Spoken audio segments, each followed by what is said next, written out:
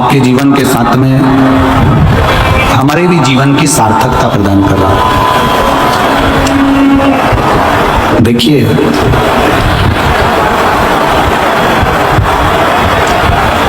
एक तार अगर गया हुआ है और वो तार में करंट नहीं है तो उसको बच्चा भी छू लेता है और वो तार का करंट उसको नहीं लगता।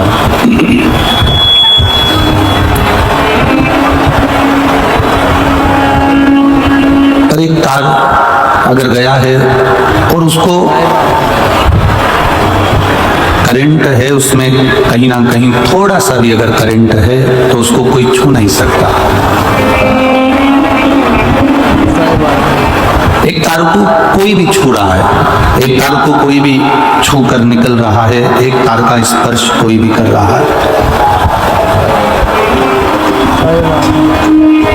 पर एक तार ऐसा भी है कि जिसको कोई छू रहा है तो उसमें करंट लग रहा है।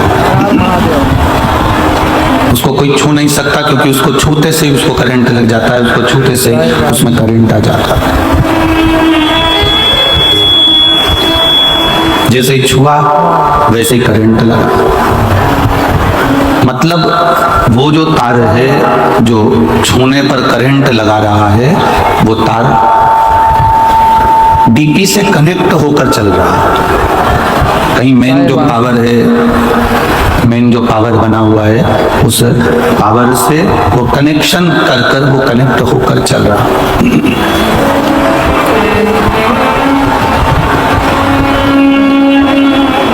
अब जो डीपी से कनेक्ट होकर चल रहा है, जो डीपी से कनेक्ट, ये बंद है, सब बंद पड़े, देखो चेक करवा। जो डीपी से कनेक्ट होकर चल रहा है, जो डीपी से कनेक्शन कर कर चल रहा है, उसको कोई छू नहीं पा रहा है क्योंकि उसमें करंट बहुत ज्यादा है। और किसी ने ऐसे ही उसको बिछा दिया, किसी ने ऐसे ही उसको रख दिया और ऐसे ही उसको बिछा कर रखा, और उसमें अगर कोई हाथ लगा रहा है, उसमें कोई स्पर्श कर रहा है, उसमें अगर कोई छू रहा है तो उसमें करंट नहीं है महाराज। साधारण तार है, साधारण तार पड़ा हुआ है, उसमें करंट नहीं। पर डीपी से कनेक्शन होकर, डीपी से कनेक्शन होने पर, डीपी से कनेक्ट होने के बाद, डीपी से कनेक्ट होने के बाद अगर वो चला है, लाइन अगर कनेक्ट होकर चली है, तो फिर उसको किसी ने स्पर्श नहीं करा, उसको किसी ने छुआ नहीं।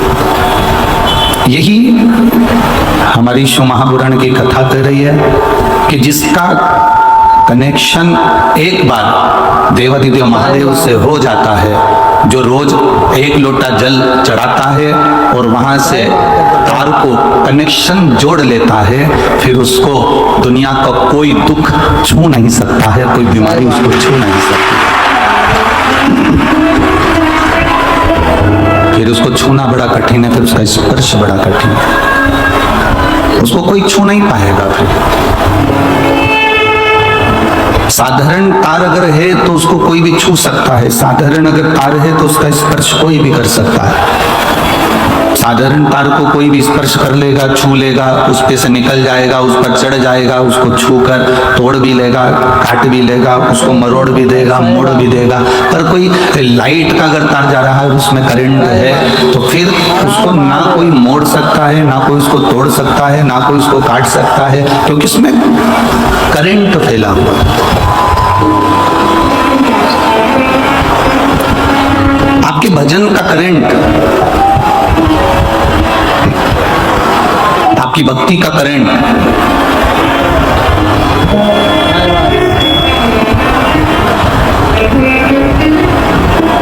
जब तक आपके भीतर चल रहा है, जब तक आपके भीतर चल रहा है, तब तक दुख, तकलीफ, कष्ट, रोग, बीमारियां ये छू नहीं सकती, क्योंकि करंट भी कोई साधारण नहीं है।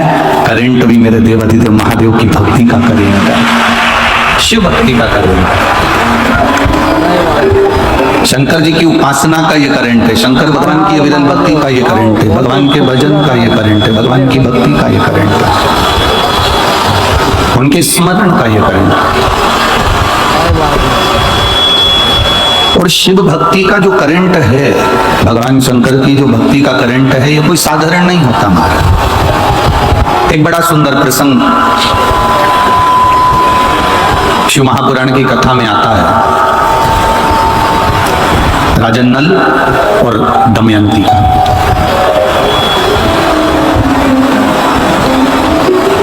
थोड़ा ध्यान लगाएंगे ना तो आपको यह राजा नल और दमयंती का जो चरित्र है, ये जीवन की एक सार्थकता है,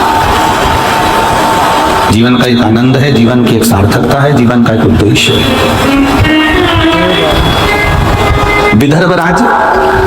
विदर्भ देश के राजा भीम की पुत्री थी दमयंती।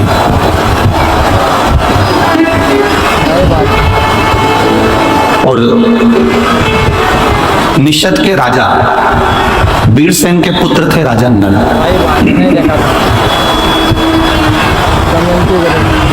दमयंती ने कभी राजा नल को नहीं देखा था और ना राजा नल ने कभी दमयंती को देखा था। इन दोनों ने आपस में किसी को देखा ही नहीं। ये आपके और हमारे जैसा प्रसंग है। ना हमने ना आपने कभी देवाधिदेव महादेव को प्रत्यक्ष कभी नहीं देखा और देवाधिदेव महादेव हमारे सामने कभी प्रत्यक्ष नहीं आए।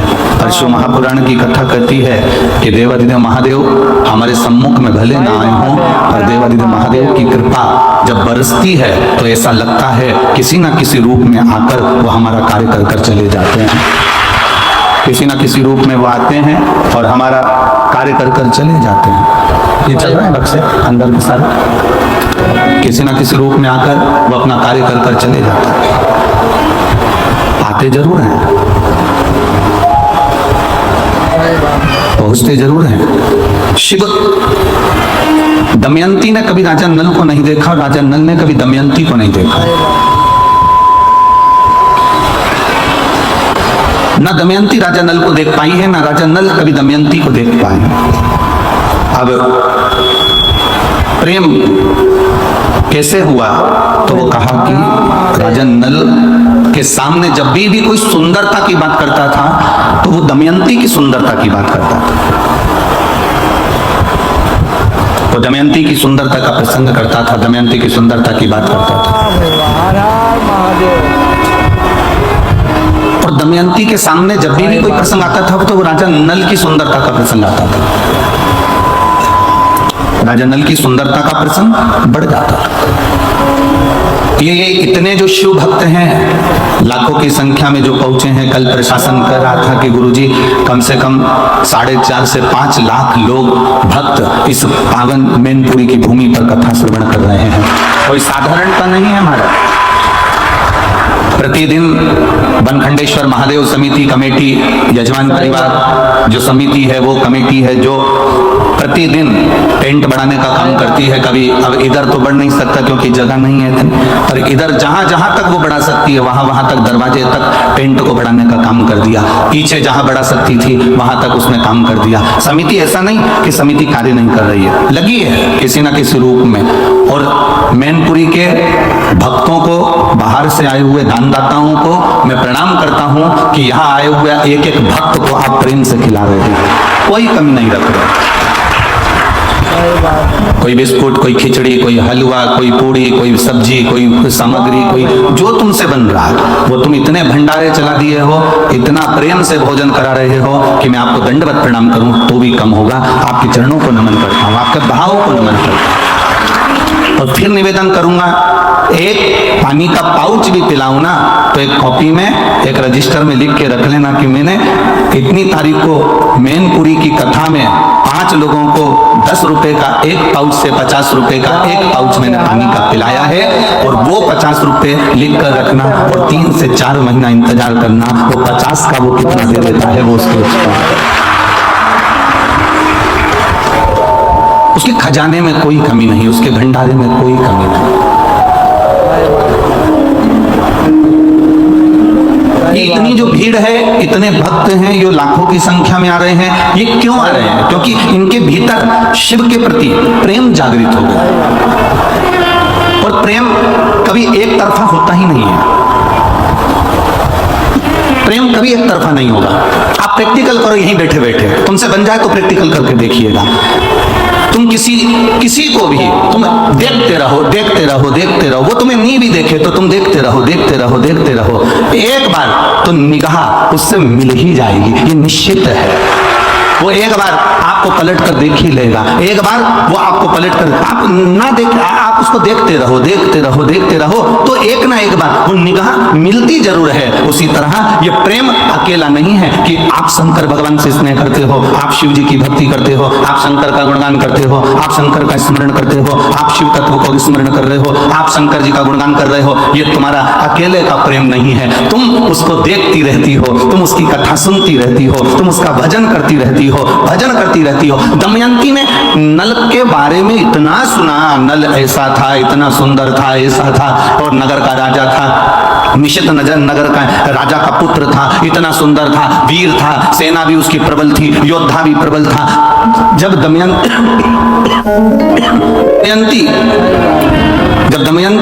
नल के लिए सुनती जा रही है, सुनती जा रही है, सुनती जा रही है, तो दमयंती के हृदय में नल के प्रति प्रेम जागृत हो गया। दमयंती के हृदय में नल के प्रति प्रेम जागृत हो गया, नल के प्रति प्रेम आ गया। अब नल ने दमयंती के बारे में सुना, खूब सुना, दमयंती इतनी सुंदर है, और राजा विदर्भ देश के राजा भीम की पुत्री है, बड़ी सुंदर है, बड़ी वीर है, बड़ी योद्धा है, और पूरा उसके जीवन का एक आनंद राजा नल सुनते रहे सुनते रहे सुनते रहे, तो राजा नल के हृदय में भी प्रेम जागृत हो गया। अब ये प्रेम कहाँ नजर आया? आप किसी को देखे जाएं देखे जाएं देखे जाएं, वो एक बार कहीं ना कहीं से उसकी निगाह आपसे मिलती जरूर है। आप शंकर जी की कथा सुने जाएं, लोग कहेंगे पागल हो गई है, इतनी बार तो शिव जी की कथा सुन ली, कितनी बार शिवर वाला महाराज की कथा सुन ली, जब देखो जब टीवी खोल के बैठी रहती है, जब देखो जब मोबाइल खोल कर बैठी रहती है, ऐसी शिव पुराण में है क्या? वो शिवर वाला महाराज बाचे जाता है और तुम सुने जाते हो, पागल हो गए हो क्या? जब देखो जब पूरे मैनपुरी नहीं, पूरे उत्तर प्रदेश नहीं, पूरा राजस्थान नहीं, पूरा गुजरात या मध्य प्रदेश नहीं, पूरे भारत के एक एक क्षेत्र के एक एक कॉलोनी में जाकर देखना, 2 बजे से 5 बजे तक एक एक कॉलोनी में अगर 10 घर हैं तो 8 घर की टीवियां शिव महापुराण की कथा पर चल रही है। कितने दिन से सुन रहे हैं हम, सालों हो गए कथा सुनते सुनते, और फिर तुम टीवी पर कथा खोलकर बैठी हो, फिर तुम कथा सुन रही हो। अभी तुमने पुष्कर की सुनी, अभी तुमने अलवर की सुनी, अब तुम मैनपुरी की सुन लोगे, इसके बाद छत्तीसगढ़ की सुन लोगे, फिर तुम दतिया की सुन लोगे, दतिया के बाद तुम फिर ब्यावरा राजगढ़ की सुन लोगे। तो कितनी कितनी कथा श्रवण कर रहे हो, कितनी ऐसी कथा चलती जा रही है, और तुम उतने के उतने, और जहां जाओ वहां भीड़ इतनी की इतनी। उसका कारण क्या है? उसका केवल एक कारण है कि हम जब उसके बारे में सुनते रहते हैं सुनते रहते हैं सुनते रहते हैं। दमयंती राजा नल के लिए सुनती रही सुनती रही सुनती रही, तो एक दिन राजा नल दमयंती के हो गए और दमयंती राजा नल की हो गई। यह निश्चितता है। घर के लोग कहेंगे क्या बार बार कथा श्रवण करना, क्या बार बार सुनना, 2 बजती नहीं 1 बजती नहीं और टीवी खोलकर बैठ जाते हो। तुम सुनते रहो, उसका गुणगान करते रहो। शिव ऐसे हैं, शंकर ने बड़ी कृपा करी, किसी के रोग को समाप्त कर दिया, किसी का कैंसर समाप्त कर दिया, किसी किडनी लीवर ठीक कर दिया, किसी को बच्चा दे दिया, किसी को ये दे दिया। ये हम उसका गुणगान कर रहे हैं, हम किसी व्यक्ति का गुणगान नहीं कर रहे कि किसी व्यक्ति ने ऐसा कर दिया। ये शिव ने करा, ये शंकर ने करा, ये ओघड़ी ने करा, ये दातार ने करा, ये उसकी कृपा से मिला है।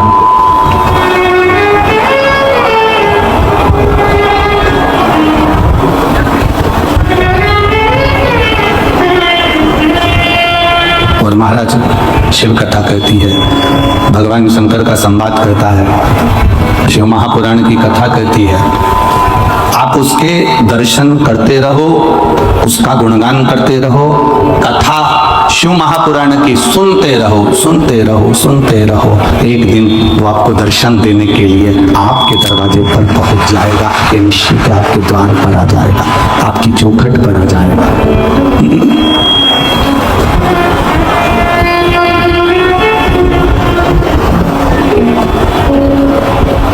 तो वो एक लाइन आप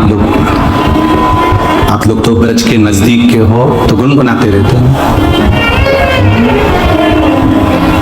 सखीरी काशी वाले से हमारे लड़ गई अखियां, सखी अखियां। हमने प्रयास किया, दमयंती ने राजा नल का खूब भाव श्रवण करा और राजा नल ने दमयंती का खूब भाव श्रवण करा। हुआ क्या, दमयंती के पिता राजा भीम ने विदर्भ में अपनी बेटी का स्वयंवर रख दिया।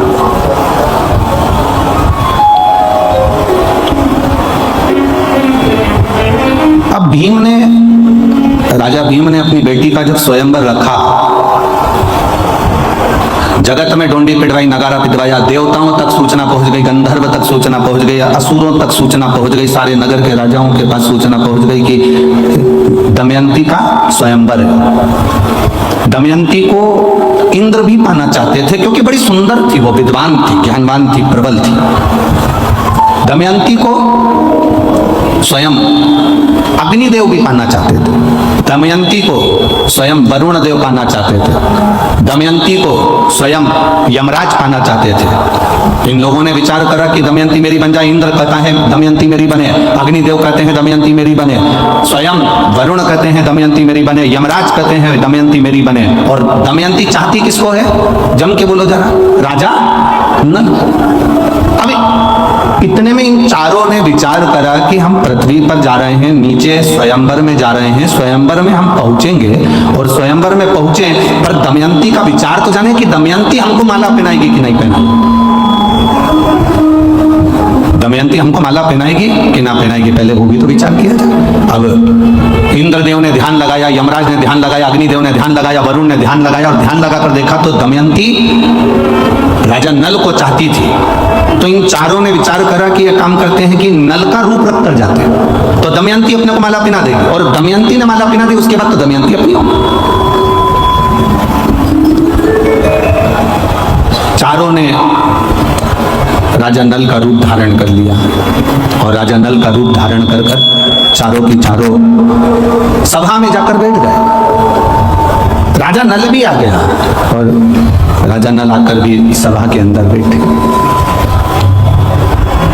जब सभा के अंदर राजा नल बैठे हैं, यमराज बैठे हैं, वरुण बैठे हैं, अग्निदेव बैठे हैं, इंद्रदेव बैठे हैं, अब दिक्कत सबसे बड़ी खड़ी हो गई दमयंती के सामने कि ये पांच एक जैसे दिख रहे हैं। अब माला किसको पहनाए, ओरिजिनल नल है कौन सा, राजा नल कौन सा, ओरिजिनल कौन सा। माला लेकर दमयंती आई, राजा भीम ने कहा अपनी बेटी से ये माला लेकर जाओ और देखो।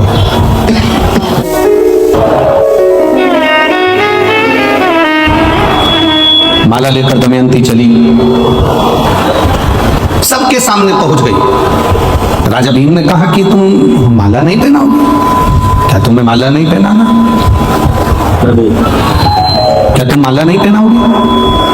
दमयंती ने अपने पिताजी से कहा पिताजी माला पहनाने की मना नहीं है, माला तो मैं पहना दूंगी, पर दिक्कत इतनी सी है कि यहाँ ये जितने बैठे हुए हैं ना, इनमें से राजा नल के जैसे कम से कम 4 और बैठे हैं, ऐसे मिलाकर यहाँ सभा में ये 5 बैठे हुए हैं। अब राजा नल अगर 5 हैं तो ये 5 राजा नल में से मैं किसको माला पहनाऊं, किसको मैं माला पहनाऊं, कुछ समझ में नहीं आ रहा कि मैं किसको माला पहनाऊं। इतने में राजा भीम ने अपनी बेटी से कहा तू किसकी आराधना करती है, जिसका तू भजन करती है, जिसकी तू आराधना करती है, जिसकी तू सेवा करती है, जिसकी तू चाकरी करती है, जिसकी तू अनुमोदन में डूबी रहती है, तो एक काम कर, उसको याद कर।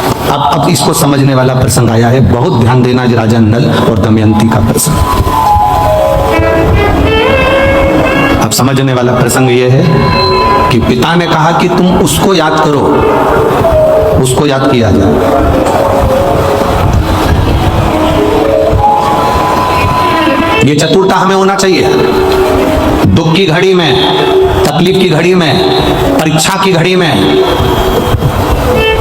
कष्ट की घड़ी में हम सबसे पहले परमात्मा को याद नहीं करते हैं, हम सबसे पहले उसको याद करते हैं। अगर कोई प्रशासनिक कार्य है तो हम पहले राजनेता को याद करेंगे, हमारी पहचान उससे है। वो वहाँ के जो विधायक हैं, वहाँ के जो सांसद हैं, वहाँ के जो आमदार हैं, वहाँ के जो खासदार हैं, वहाँ का जो मंत्री है, वहाँ का जो अध्यक्ष है, वहाँ का जो उपाध्यक्ष है, वहाँ ये व्यक्ति है, वहाँ का वो व्यक्ति है, वो हमारा परिचित है, मेरे काका का रिश्तेदार है, मेरे ताऊ का रिश्तेदार है। पहले जब हमारे दुख की घड़ी आती है उस समय पर हम उनको याद करते हैं, वो राजनेता सत्ताधारियों को याद करते हैं। जब राजनेता सत्ताधारियों से तुम कह कर हार जाती हो, भैया जी देखो ना, बेटे के लिए देखो ना, इसकी कहीं नौकरी लगा दो ना, भैया जी कुछ तो कर दो, तुम्हारे पास पद आ गया ना, तुम कह रहे थे जब मैं सत्ता में बैठ जाऊंगा जब कर दूंगा, भैया जी कुछ तो करो ना। जब तुमने उनके हाथ पैर जोड़ लिए, उनको नमन कर लिया, उनके लिए सारा काम कर लिया, तब भी तुम्हारा काम नहीं हुआ, तब तुमने फिर अपने किसी परिचित से कहा जो उसमें लगा हुआ था, उससे कहा भैया जी देखो ना, हो जाए तो देखो ना, भैया जी देखो ना, हो जाए तो करो ना। उसको कहते कहते जब तुम उधर भी हार गए, तब तुमने अपने परिवार वालों से भी कहा, परिवार वालों से भी हार गए, तब अपने रिश्तेदारों से कहा, रिश्तेदारों से भी हार गए, तब आखिरी में तुम उदास होकर बैठ गए और सोचने लगे अपनी भाग्य में तो यही लिखा है, इसलिए भोगना पड़ेगा। तब कहीं फिर आखिरी में तुम्हारा चित्त में किसी ने कह दिया कि कुछ मत कर, अब शंकर का गुणगान कर और शिव की भक्ति कर, अब दुनिया के हाथ जोड़ लिए, अब उसको जोड़कर देख ले। दुनिया के हाथ जोड़ने के बाद अब उसके हाथ जोड़कर देख ले, अब उसका भजन कर कर देख ले, अब उसका स्मरण कर कर देख ले। और देखिए एक पत्र आया है, बड़ा सुंदर भाव उसमें लिखा, देखिए।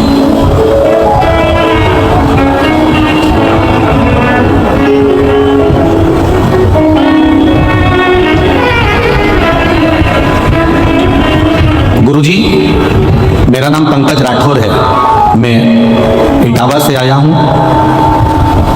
कहीं बैठे हैं पंकज जी राठौर? इटावा से आए हैं जो, कहीं बैठे हो तो दोनों हाथ हिला सकते हैं अपने। श्री पंकज जी राठौर इटावा से। मेरा नाम पंकज राठौर है, मैं इटावा से आया हूँ। गुरुदेव 2016 से मैं परेशान हूँ। मेरे 2016 से मेरे ब्रेन में ट्यूमर हो गया। गुरुजी, डॉक्टर ने ऑपरेशन का कह दिया है, 2016 से मैं परेशान हूं और ऑपरेशन का बोल दिया। गुरुदेव, कुछ दिन के बाद में हमने जब 2016 में डॉक्टर के कहने पर ऑपरेशन करवाया और ऑपरेशन करवाने के बाद वापिस दोबारा से ब्रेन में ट्यूमर बन गया। आप लोग पत्र भी हमारे साथ में पढ़ सकते हो, टीवियों पर, मोबाइल पर, आस्था चैनल पर। 2016 में मैंने ऑपरेशन करवाया, उसके बाद कुछ दिनों के दोबारा ब्रेन में ट्यूमर बन गया, तो मैंने फिर गुरुजी दूसरा ऑपरेशन करवाया, तो भी ब्रेन में ट्यूमर बनने लगा। फिर 2022 आ गया, मुझे मेरे मामा के लड़के ने आपके बारे में बताया कि सीहोर वाले पंडित जी की कथा आती है शिव पुराण, उसको सुनो। गुरुजी, फिर मैंने कथा सुनना प्रारंभ करा, शिव पुराण को सुना और मैंने विचार बनाया कि मैं भोले बाबा के दरबार में सीहोर भी आऊंगा और वहां का रुद्राक्ष एक कंकर लेकर आऊंगा। मैं सीहोर पहुंच गया पत्नी के साथ, वहां से कंकर भी ले आया, रुद्राक्ष भी ले आया और कथा सुनते हुए शिव जी पर जल चढ़ाना प्रारंभ करा, बेलपत्र लाकर खाना प्रारंभ करा। डॉक्टर को दूसरी बार जांच कराने के लिए गया तो एमआरआई कराई और उस एमआरआई में मालूम पड़ा कि मेरा ट्यूमर बनना बंद हो गया, अब मैं पूर्ण तरह से स्वस्थ हूं, इसलिए बाबा को नमन करने आया हूं। ये शिव तत्व है, हम सब जगह जाएं, हमें मना नहीं। एक पत्र और बड़ा सुंदर आया, देखिए।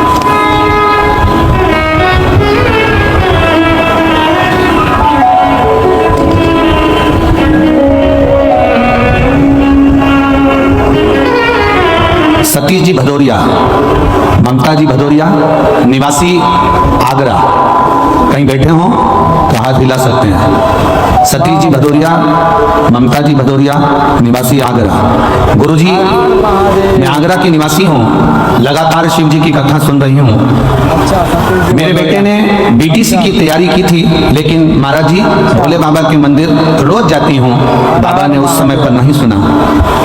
मेरा बेटे से मैंने कहा कि बाबा ने अभी नहीं सुना, वापिस तैयारी कर। सीहोर वाला महाराज कहता है मेहनत पूरी करना और शिव पर विश्वास पूरा करना। मेरे बेटे ने शंकर जी के मंदिर जाना चालू करा, एग्जाम की तैयारी करना प्रारंभ करी और बाबा, मेरा बेटा कहता था कि शंकर जी के मंदिर जाने से किसी का भाग्य खुल जाता है, क्या गवर्नमेंट जॉब लग जाती है? ये सब हंसने वाली बातें माँ, ये से महाराज ना जाने कितने आए। मेरा बेटा विश्वास नहीं करा, तो भी मुझसे कहती रही तू शिव के मंदिर तो जा, भले अविश्वास से जा, पर जा तो उसके दरवाजे। मेरा बेटा मंदिर जाना चालू करा, शिव जी को जल चढ़ाना प्रारंभ करा। बाबा की कृपा का क्या मैं वर्णन करूं गुरुदेव, मेरे बेटे के नौकरी SBI बैंक में लग गई, इसलिए मैं यहाँ पर प्रणाम करने हूँ। आप ही हैं? दोनों हाथ हिला दो एक बार ऐसा, हाँ हिला दीजिए। बधाई आपको बहुत बहुत, शिव कृपा बनी रहे। बैठिए। श्री शिवाय नमस्ते। एक पत्र और बड़ा सुंदर आया है, देखिए। मेरा नाम रीना शर्मा है और पति का नाम राजीव शर्मा है। मेरा मोबाइल नंबर यह है। हम जिला भिंड से आई हूँ, ग्राम फूफा, जिला भिंड से आई हूँ। कहीं बैठी हैं, हाथ हिला सकती हैं। रीना शर्मा, पति का नाम राजीव शर्मा, जिला भिंड से आए हैं। कहीं बैठे हो तो हाथ हिला सकते हैं। भोले बाबा का मैं क्या वर्णन करूं गुरुदेव। 2021 से कथा सुनना प्रारंभ करा है। एक लोटा जल बाबा को चढ़ाना प्रारंभ करा। बाबा से विनती करती रहती थी, बाबा कुछ तो करिए। मेरा बेटा, मेरा पति कोई कार्य के प्रति जागरूक हो और उनकी मेहनत करने पर भी कुछ नहीं हो रहा। एक दिन मैंने अपने पति से कहा कि तुम एक काम करो, शिव जी पर जल चढ़ाना प्रारंभ करो। मेरा पति कहता है लोटा भर के पानी ले जाना अच्छा लगेगा, दुनिया के लोग हंसेंगे। मैंने अपने पति से कहा तुम जल लेकर मत जाओ, मंदिर में जाकर झाड़ू पोछा लगाओ। मेरा पति कहता है पागल हो गई है, मंदिर में मुझे लोग नौकर समझेंगे। मैंने अपने पति से कहा तो झाड़ू पोछा लगाने में क्या जाता है, लगाइए। मेरा पति शिव मंदिर में जाकर झाड़ू और पोछा का कार्य करने लगा। गुरुदेव, 2018 में मेरे पति ने एक एग्जाम दिया था। 2018 का वो एग्जाम दिया, उसका रिजल्ट 2019 में आया, ना 20 में आया, ना 21 में आया, ना 22 में आया। मेरा पति मंदिर में पोछा झाड़ू करता रहा, लोग उसकी हंसी उड़ाते रहे। और 3 अप्रैल 2023 को मेरे पति का 2018 में दिए हुए एग्जाम का सोमवार के दिन मेरे पति को नौकरी मिल गई, गवर्नमेंट अध्यापक के पद पर मेरा पति वहां पर विराजमान हो गया। मैं बाबा को यहाँ प्रणाम करने आई। कहीं बैठी हो तो हाथ हिला सकती है। भिंड से। शिव तत्व इसी को कहते हैं। तेरी कृपा बिना न एक भी अणु लेते हैं श्वास, तेरी कृपा से हर हर महादेव। हे गंगाधर मुक्ति ओमकार तू, भोले ओमकार तू, आयु शक्ति है शंभुधार। सोमवार का दिन, अधिक मास का महीना, सावन का महीना, और आप लोग ये शिव महापुराण की कथा, ये कहीं ना कहीं तुम्हारे भाग्य की प्रबलता होगी। ए मैनपुरी वालों, कुछ तो पुण्य तुमने किया होगा।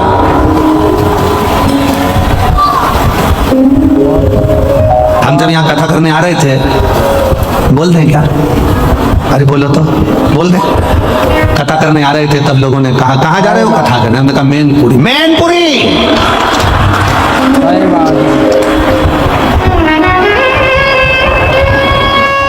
अब इतनी तेज अगर कोई चिल्ला के कह दे तो हमारे को तो सदमा लग जाता। क्या हुआ? अभी कथा कहाँ थी? हमने कहा अलवर में थी, उसके पहले पुष्कर में थी, अभी कहाँ है? मैनपुरी। संभल के जाना, संभल के। हमने कहा किस चीज से संभले? बस हमने खूब नाम सुना है मैनपुरी का। हमने कहा अभी तक आपने जो नाम सुना होगा वो सुना होगा, पर पूरा विश्व मैनपुरी वालों को भी देखेगा कि शंकर के भक्त मैनपुरी के कैसे होते हैं। मैनपुरी का शिव भक्त कैसा होता है? मैनपुरी का एक एक बच्चा, छोटा छोटा बच्चा पानी का पाउच लेकर तुम्हारे पास में देता हुआ मिलेगा। ये पूरी दुनिया में नहीं मिल सकता।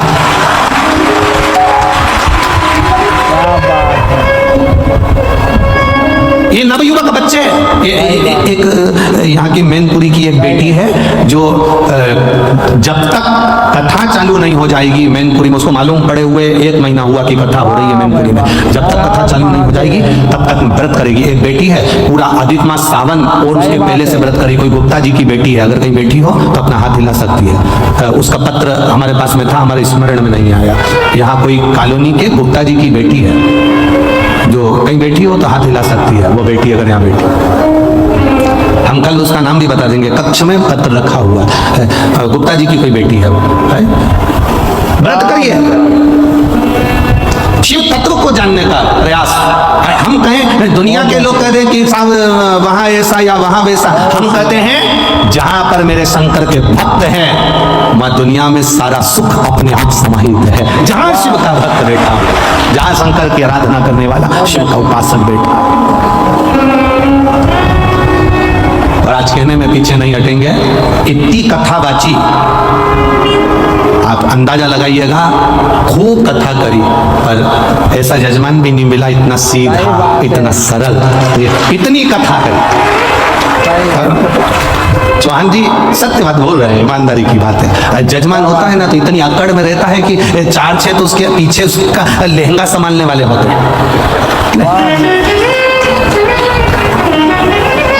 और 25 बार कर देता है हमारा सोफा कहाँ है, हमारे रिश्तेदार आएंगे वो कहाँ बैठेंगे, हमारे घर के लोग आएंगे वो कहाँ बैठेंगे। पर धन्यवाद, शंकर और पार्वती का स्वरूप ऐसा ही होता है। सही बात है। ये शिव कृपा सही है, ये शंकर की उदाहरण। किसी के कहने से थोड़ी ना होता है ऐसा, कुछ कह दे। सखी रे सही है। काशी वाले से हम सही बात। लड़ गए। हम गाएंगे नहीं, तुम लोग बैठ जाओ वापस हो, हम गाने वाले नहीं हो।